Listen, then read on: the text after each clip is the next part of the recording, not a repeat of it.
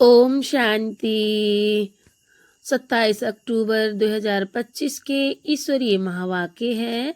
पहले सुनते हैं मुरली का मुख्य पॉइंट्स। बाप दादा ने कहा, संगम युग पर परमात्मा स्वयं आकर हमें आत्मा अभिमानी बनाते हैं। देह नहीं आत्मा समझकर कर्म करना सिखाते हैं। इस समय बंधनों और बोझ को बाबा को देकर डबल लाइट बनना है। बोझ रखने से मन भारी रहता है और याद कमजोर होती है। अपने हर संकल्प को शुद्ध और श्रेष्ठ बनाना है। संकल्प ही भविष्य का निर्माण करते हैं। अपनी स्थिति जीवन मुक्त बनाने के लिए हर किसी से मोह समाप्त करना है। सच्चा लगाव केवल एक परमात्मा से रखना है। देह, परिवार, संबंध सब नश्वर हैं, इसीलिए उनसे नहीं, अमर बाप से सच्चा प्रेम रखना है। अपने स्वभाव और संस्कारों को दैवीय बनाना है। क्रोध, आलस्य और अपमान लेने की आदत छोड़नी है। अपने साथ साथ प्रकृति का भी कल्याण साधना है। नई दुनिया के लिए नई प्रकृति तैयार होगी। सदा खुशी में और हल्के रहना है। खुशी पवित्र आत्मा की पहचान है। और अब सुनते हैं महावाक्यों को विस्तार से। मुरली का सार। मीठे बच्चे, नाजुकपना भी देह अभिमान है। रुसना, रोना, यह सब आसुरी संस्कार तुम बच्चों में नहीं होने चाहिए। दुख सुख मान अपमान सब सहन करना है। प्रश्न है बाबा का, सर्विस में ढीलापन आने का मुख्य कारण क्या है? सर्विस में ढीलापन आने का मुख्य कारण क्या है? उत्तर है बाबा का, जब देह अभिमान के कारण एक दो की खामियां देखने लगते हैं तब सर्विस में ढीलापन आता है। आपस में अजनबी होना, आपस में अजनबी होना भी यह देह अभिमान है। आपस में अजनबी होना भी देह अभिमान है। मैं फलाने के साथ नहीं चल सकता, मैं यहाँ नहीं रह सकता, यह सब नाजुकपना है। यह बोल मुख से निकालना माना कांटे बनना, ना फरमान बरदार बनना, ना फरमान बरदार बनना। बाबा कहते, बच्चे तुम रूहानी मिलिट्री हो, इसीलिए ऑर्डर हुआ तो फौरन हाजिर होना चाहिए। कोई भी बात में आनाकानी मत करो। ओम शांति। रूहानी बाप बैठ रूहानी बच्चों को समझाते हैं। बच्चों को पहले पहले ये शिक्षा मिलती है कि अपने को आत्मा निश्चय करो। देह अभिमान छोड़ देही अभिमानी बनना है। हम आत्मा है, देही अभिमानी बने तब ही बाप को याद कर सके। वह है अज्ञान काल, यह है ज्ञान काल, यह है ज्ञान काल।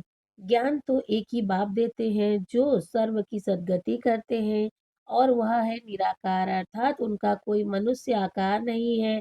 जिसको मनुष्य का आकार है उसको भगवान नहीं कह सकते। अब आत्माएं तो सब निराकारी ही हैं। अब आत्माएं तो सब निराकारी ही हैं, परंतु देह अभिमान में आने से अपने को आत्मा भूल गए हैं। अब बाप कहते हैं, तुमको वापिस जाना है, अपने को आत्मा समझो। आत्मा समझ बाप को याद करो, तब जन्म जन्मांतर के पाप भस्म हो, और कोई उपाय नहीं। आत्मा ही पतित, आत्मा ही पावन बनती है। बाप ने समझाया है, पावन आत्माएं हैं सतयुग त्रेता में, पतित आत्मा फिर रावण राज्य में बनती है। सीढ़ी में भी समझाया है, जो पावन थी वह पतित बने हैं। 5000 वर्ष पहले तुम सब आत्माएं शांति धाम में पावन थी, उसको कहा ही जाता है निर्वाण धाम। फिर कलयुग में पतित बनते हैं, तब चिल्लाते हैं, हे पतित पावन आओ। बाबा समझाते हैं, बच्चे मैं जो तुमको ज्ञान दे रहा हूँ पतित से पावन होने का, वह सिर्फ मैं ही देता हूँ, जो फिर प्राय लोप हो जाता है। बाप को ही आकर सुनाना पड़ता है। यहाँ मनुष्यों ने अथाह शास्त्र बनाए, सतयुग में कोई शास्त्र होता ही नहीं, वहाँ भक्ति मार्ग रिंचक भी नहीं। अभी बाप कहते हैं, तुम मेरे द्वारा ही पतित से पावन बन सकते हो। पावन दुनिया जरूर बनानी ही है। मैं तो बच्चों को ही आकर राजयोग सिखाता हूँ। दैवी गुण भी धारण करने हैं। रूसना मतलब रूठना, रोना, यह सब आसुरी संस्कार हैं, आसुरी स्वभाव है। रूसना, रोना, यह सब आसुरी स्वभाव है। बाप कहते हैं दुख सुख मान अपमान सब बच्चों को सहन करना है, नाजुकपना नहीं। मैं फलाने स्थान पर नहीं रह सकती हूँ, यह भी नाजुकपना है। इन इनका स्वभाव ऐसा है या ऐसा है वैसा है, या कुछ भी रहना नहीं चाहिए। मुख से सदैव फूल ही निकले, कांटा नहीं निकलना चाहिए। कांटा नहीं निकलना चाहिए। कितने बच्चों के मुख से कांटे बहुत निकलते हैं। किसको गुस्सा करना भी कांटा है, किसको गुस्सा करना भी कांटा है। एक दो में बच्चों की अजनबी एक दो में बच्चों की अनबनी बहुत होती है। एक दो में बच्चों की अनबनी बहुत होती है। देह अभिमान होने कारण एक दो की खामियां देखते खुद में अनेक प्रकार की खामियां रह जाती है। इसीलिए फिर सर्विस ढीली पड़ जाती है। बाबा समझते हैं यह भी ड्रामा अनुसार होता है। सुधरना भी तो है। मिलिट्री के लोग जब लड़ाई में जाते हैं तो उन्हों का काम ही है दुश्मन से लड़ना। मिलिट्री के लोग जब लड़ाई में जाते हैं तो उन्हों का काम ही है दुश्मन से लड़ना। फ्लड्स होती है, वह कुछ हंगामा हुआ। फ्लड्स होती है वह कुछ हंगामा हुआ तो भी बहुत मिलिट्री को बुलाते हैं। फिर मिलिट्री के लोग बहुत मजदूरों आदि का काम भी करने लग पड़ते हैं। फिर मिलिट्री के लोग मजदूरों आदि का काम भी करने लग पड़ते हैं। गवर्नमेंट मिलिट्री को ऑर्डर करती है, यह मिट्टी सारी भरो, यह मिट्टी सारी भरो। अगर कोई ना आया तो गोली के मुंह में, अगर कोई ना आया तो गोली के मुंह में। गवर्नमेंट का ऑर्डर मानना ही पड़े। बाप कहते हैं तुम भी सर्विस के लिए बांधे हुए हो। बाप जहां भी सर्विस पर जाने के लिए बोले झट हाजिर होना। बाप जहां भी सर्विस पर जाने के लिए बोले झट हाजिर होना चाहिए। नहीं तो नहीं माना तो मिलिट्री नहीं कहेंगे, नहीं माना तो मिलिट्री नहीं कहेंगे। वह फिर दिल पर नहीं चढ़ते, वह फिर दिल पर नहीं चढ़ते। तुम बाप के मददगार हो सबको पैगाम देने में। अब समझो कहाँ बड़ा म्यूजियम खोलते हैं, कहते हैं 10 माइल दूर है। सर्विस पर तो जाना पड़े ना, खर्चे का ख्याल थोड़ी ही करना है। बड़े से बड़े से बड़ी गवर्नमेंट बेहद के बाप का ऑर्डर मिलता है, जिसका राइट हैंड फिर धर्मराज है। उनकी श्रीमत पर न चलने से फिर गिर पड़ते हैं, उनकी श्रीमत पर न चलने से फिर गिर पड़ते हैं। श्रीमत कहती है अपनी आंखों को सिविल बनाओ। काम पर जीत पाने की हिम्मत रखनी चाहिए, काम पर जीत पाने की हिम्मत रखनी चाहिए। बाबा का हुक्म है, अगर हम नहीं मानेंगे तो एकदम चकनाचूर हो जाएंगे। 21 जन्मों की राजाई में रोला पड़ जाएगा। बाप कहते हैं मुझे बच्चों के बिगड़ तो कभी कोई जान न सके, कल्प पहले वाले ही आहिस्ते आहिस्ते निकलते रहेंगे। यह है बिल्कुल नई नई बातें। यह है गीता का युग, परंतु शास्त्रों में इस संगम युग का वर्णन नहीं है।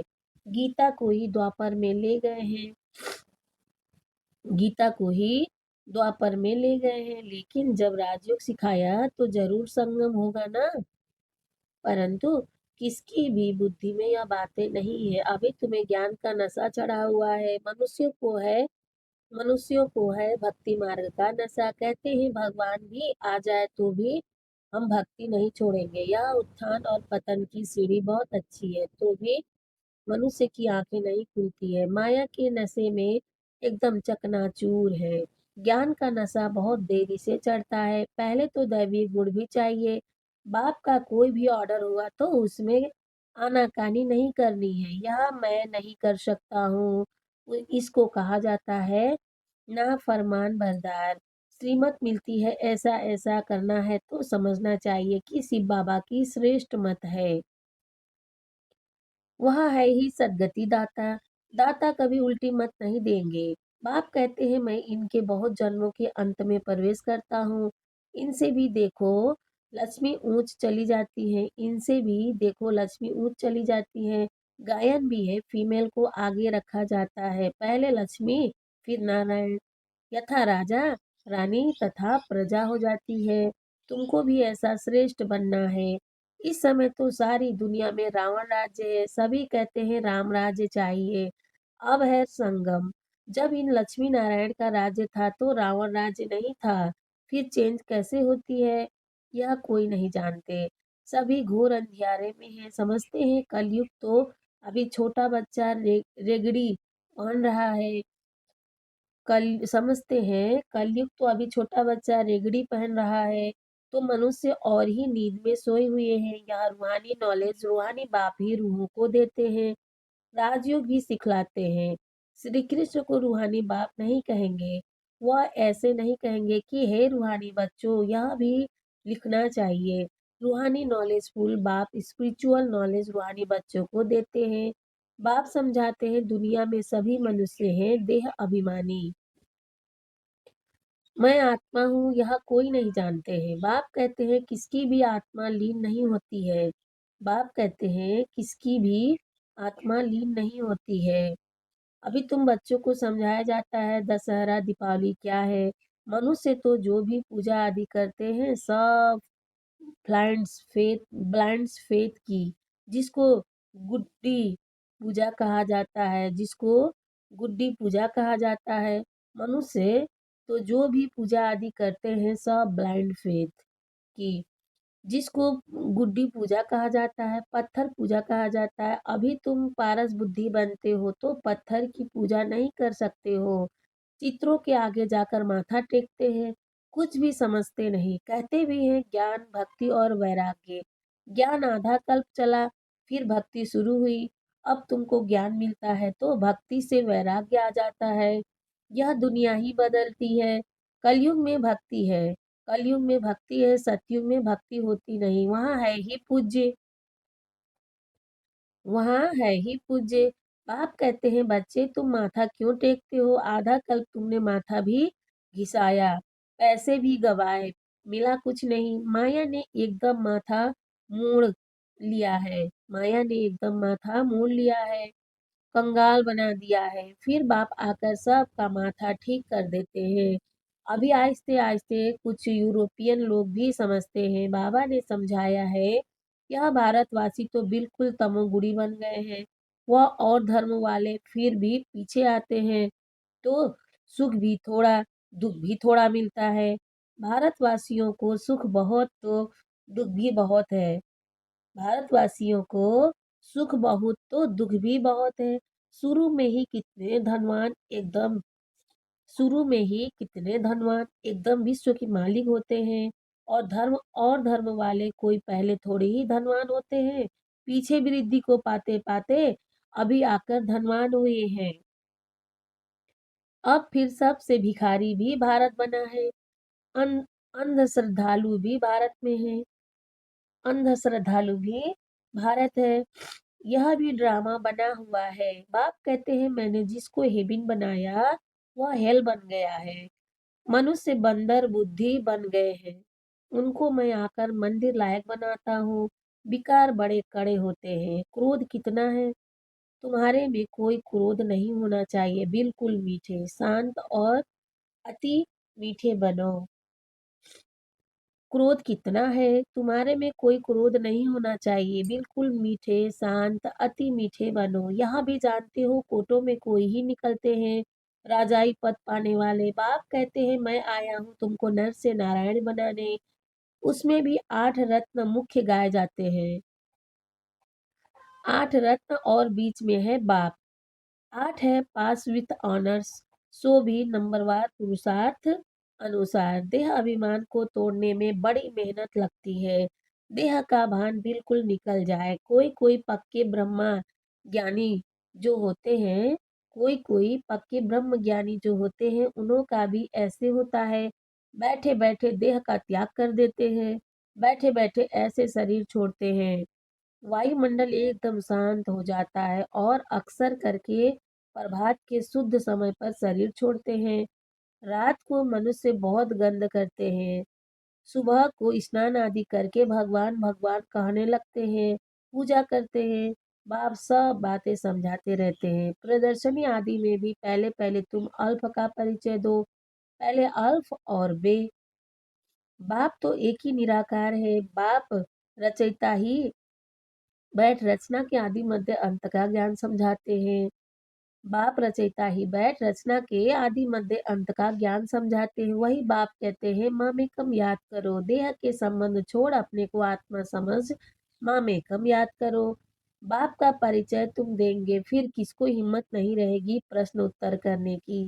पहले बाप का निश्चय पक्का हो जाए, तब बोलो 84 जन्म ऐसे लिए जाते हैं। चक्र को समझ लिया, बाप को समझ लिया, फिर कोई प्रश्न उठेगा नहीं। बाप का परिचय देने बिगर बाकी तुम टिक टिक करते हो तो उसमें तुम्हारा टाइम बहुत वेस्ट हो जाता है। गले ही घुट जाते हैं, गले ही घुट जाते हैं। पहली पहली बात अल्फ की उठाओ, टिक टिक करने से समझ थोड़े ही सकते हैं। बिल्कुल सिंपल रीति और धीरे से बैठ समझाना चाहिए। जो देही अभिमानी होंगे वही अच्छा समझा सकेंगे। बड़े बड़े म्यूजियम में अच्छे अच्छे समझाने वालों को मदद देनी पड़े। थोड़े रोज अपना सेंटर छोड़ मत मदद देने आ जाना है। थोड़े रोज अपना सेंटर छोड़ मदद देने आ जाना है।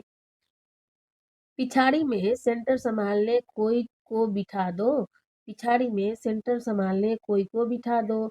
अगर गद्दी संभालने लायक कोई को आप समान नहीं बनाया है तो बाप समझेंगे कोई काम के नहीं, सर्विस नहीं की। बाबा को लिखते हैं सर्विस छोड़ कैसे जाएं, बाबा को लिखते हैं सर्विस छोड़ कैसे जाएं। अरे बाबा हुक्म करते हैं फलानी जगह प्रदर्शनी है, सर्विस पर जाओ। अगर गद्दी लायक किसको नहीं बनाया है तो तुम किस काम के। बाबा ने हुक्म किया, झट भागना चाहिए। महारथी ब्राह्मणी उनको कहा जाता है, महारथी ब्राह्मणी उनको कहा जाता है।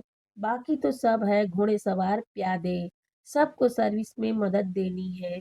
इतने वर्ष में तुमने किसको आप समान नहीं बनाया है तो क्या करते थे। इतने समय में मैसेंजर नहीं बनाया है, इतने समय में मैसेंजर नहीं बनाया है तो है जो सेंटर संभाले। इतने समय में मैसेंजर नहीं बनाया है जो सेंटर संभाले। कैसे कैसे मनुष्य आते हैं जिनसे बात करने का भी अक्ल चाहिए, जिनसे बात करने का भी अक्ल चाहिए। मुरली भी जरूर रोज पढ़नी है अथवा सुननी है। मुरली नहीं पढ़ी गोया एब्सेंट पड़ गई, मुरली नहीं पढ़ी गोया एब्सेंट पड़ गई। तुम बच्चों को सारे विश्व पर घिराव डालना है, तुम सारे विश्व की सेवा करते हो ना। पतित दुनिया को पावन बनाना यह घिराव डालना है ना, पतित दुनिया को पावन बनाना यह घिराव डालना है ना। सभी को मुक्ति जीवन मुक्ति धाम का रास्ता बताना है, दुख से छुड़ाना है। अच्छा मीठे मीठे सिकिलधे बच्चों प्रति माता पिता बाप दादा का याद प्यार और गुड मॉर्निंग। रूहानी बाप की रूहानी बच्चों को नमस्ते। हम रूहानी बच्चों की रूहानी माता पिता बाप दादा को याद प्यार गुड मॉर्निंग। नमस्ते बाप दादा, नमस्ते बाप दादा, नमस्ते बाप दादा। शुक्रिया बाप दादा, शुक्रिया। वाह बाप दादा, वाह। धारणा के लिए मुख्य सार है फर्स्ट पॉइंट, बहुत मीठे शांत अति मीठे स्वभाव का बनना है, कभी भी क्रोध नहीं करना है, अपनी आंखों को बहुत बहुत सिविल बनाना है। सेकंड पॉइंट है बाबा का, बाबा जो हुक्म करे उसे फौरन मानना है, सारे विश्व को पति से पावन बनाने की सेवा करनी है, अर्थात घेराव डालना है। वरदान है बाबा का, बाप की याद द्वारा असंतोष की परिस्थितियों में सदा सुख व संतोष की अनुभूति करने वाले महावीर भव। बाप की याद द्वारा असंतोष की परिस्थितियों में सदा सुख व संतोष की अनुभूति करने वाले महावीर भव। विस्तार है, सदा बाप की याद में रहने वाले हर परिस्थिति में सदा संतुष्ट हैं, संतुष्ट रहते हैं। बाबा सदा बाप की याद में रहने वाले हर परिस्थिति में सदा संतुष्ट रहते हैं, क्योंकि नॉलेज की शक्ति के आधार पर पहाड़ माफिक परिस्थिति भी राय अनुभव होती है। राय अर्थात कुछ नहीं, चाहे परिस्थिति असंतोष की हो, दुख की घटना हो, लेकिन दुख की परिस्थिति में सुख की स्थिति रहे तब कहेंगे महावीर।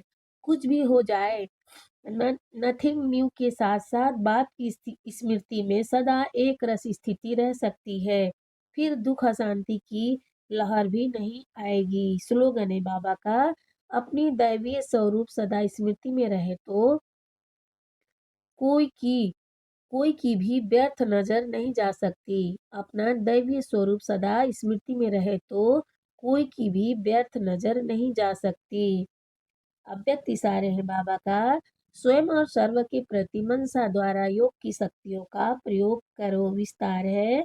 जैसे साइंस की शक्ति का प्रयोग लाइट के आधार पर होता है, जैसे साइंस की शक्ति का प्रयोग लाइट के आधार पर होता है। अगर कंप्यूटर भी चलता है तो कंप्यूटर माइट है, लेकिन आधार लाइट है। ऐसे आपके साइलेंस की शक्ति का भी आधार लाइट है।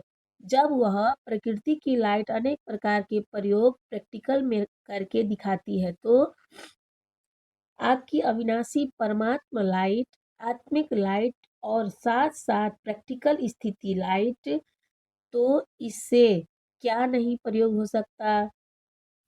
अच्छा, ओम शांति।